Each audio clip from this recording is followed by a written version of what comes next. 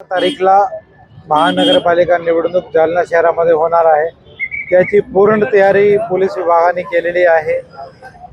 मागचे एका महिन्यापासून ज्या दिवशीपासून आचारसंहिता लागू झाली आहे, पोलिसांनी पेट्रोलिंग वाढवली आहे. तसेच 1,12,00,000 कॅश, 8,000 लिटरपेक्षा जास्त दारू आणि इतर कारवाया पोलिसांनी केलेली आहे. 4 लोकाला MPDA, 2 मोकाची कारवाई पण या कारवाई केलेली आहे.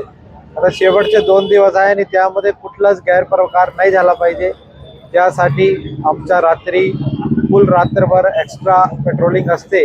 आणि आज पूर्ण शहरभराचे सेन्सिटिव्ह भागामधून रूट मार्चचं आयोजन केलेलं आहे.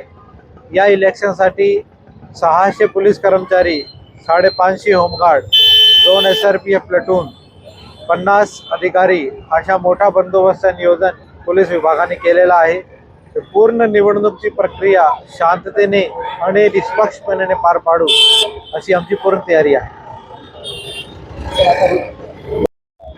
हा रूट मार्च आमचा पूर्ण मिश्र भागातून, बाजारपेठातून असणार आहे. छत्रपती शिवाजी महाराज चौकातून सुरू करून आम्ही फुल बाजार, मंगल बाजार, सुभाष चौक, मामा चौक, शनी मंदिर, त्याच्यानंतर अंबड चौफुली असा हा पूर्ण रूट राहणार आहे. नूतन वसाहत वगैरे सगळा कव्हर होणार आहे.